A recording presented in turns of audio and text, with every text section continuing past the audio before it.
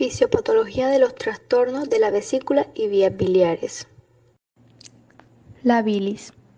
La bilis se forma de manera continua en el hígado y se concentra y almacena en la vesícula hasta que el duodeno la necesite. ¿Y de qué está formada la bilis?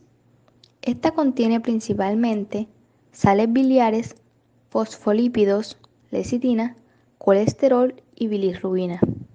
Ahora bien, hablemos del cálculo biliar. ¿Y qué es un cálculo biliar? Es una pieza dura o piedra de tamaño variable que se forma a partir de desequilibrio de uno de los componentes de la bilis. Existen dos tipos de cálculo dependiendo del elemento por el que están compuestos: los cálculos de colesterol y los cálculos de pigmentos. Los cálculos más frecuentes en el mundo occidental son en los que predomina el colesterol. Para que se formen este tipo de cálculos se requieren diferentes factores. 1. La bilis debe estar sobresaturada con colesterol. En condiciones normales, el colesterol es no hidrosoluble y gracias a la acción de las sales biliares y la lecitina se solubiliza y forma micelas mixtas. La sobresaturación de la bilis con colesterol se debe con mayor frecuencia a una secreción excesiva de colesterol, como en pacientes obesos o diabéticos, pero también puede ser secundaria a una reducción de la secreción de sales biliares. Ejemplo, en la fibrosis quística como resultado de la mala absorción de sales biliares o de la secreción de lecitina. 2. El exceso de colesterol debe precipitar en la solución en forma de microcristales sólidos. Esta precipitación en la vesícula biliar se acelera en presencia de mucina, que es una glucoproteína o de otras proteínas presentes en la bilis. 3. Los microcristales deben agregarse y crecer.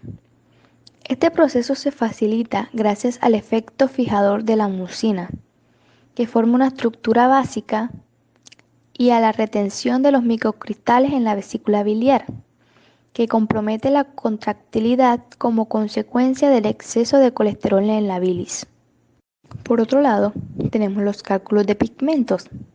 Los cálculos de pigmento negro son cálculos pequeños y duros formados por bilirrubinato de calcio y sales de calcio inorgánicas. Ejemplo, carbonato de calcio y fosfato de calcio. Los factores que aceleran el desarrollo de los cálculos son la hepatopatía alcohólica, la hemólisis crónica y la edad avanzada. Los cálculos de pigmento marrón, blandos y ricos en grasas, están formados por bilirrubinato y ácidos grasos, palmitato o estearato de calcio. Estos cálculos se forman durante las infecciones, la inflamación y la infestación por parásitos. Ejemplo, en el continente asiático, los trematodos hepáticos.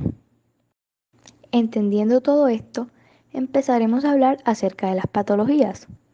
Comencemos con la colelitiasis, que la presencia de uno o varios cálculos en la vesícula biliar es de importancia, ya que una de cada 10 personas padece esta enfermedad. Además, suele pasar un poco desapercibida, ya que no suele presentar síntomas al inicio.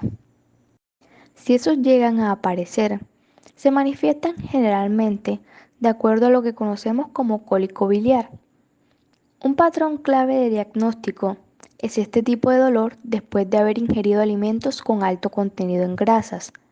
Esto por la motilidad de la actividad de la vesícula tratando de compensar el contenido graso alto. Los cálculos podrían habitar en la vesícula biliar y no generar repercusiones. Por un tiempo no nos daríamos cuenta, ya que ni tendríamos síntomas.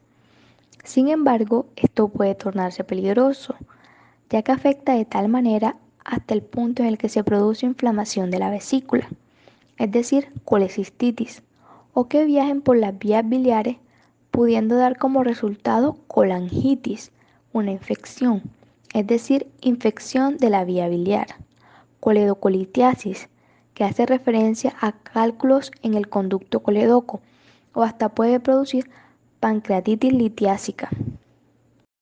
¿Qué pasa en la colecistitis?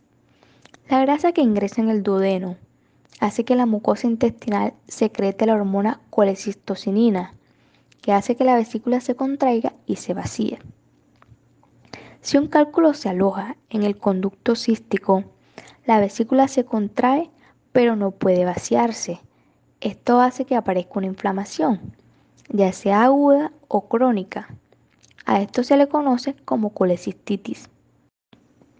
Cabe aclarar que dicha patología puede ser litiásica, como lo mencionamos anteriormente, o alitiásica, es decir, hay una ausencia de cálculos, la cual el origen es incierto, pero puede ocurrir después o en coexistencia con otras patologías, ante un traumatismo importante, quemaduras o intervenciones quirúrgicas previas. En conclusión, podemos entender que la colelitiasis, colecistitis, colangitis y coledocolitiasis son patologías que van de la mano y son consecuencias de los cálculos biliares. Estas se manifiestan, diagnostican y tratan de manera prácticamente similar.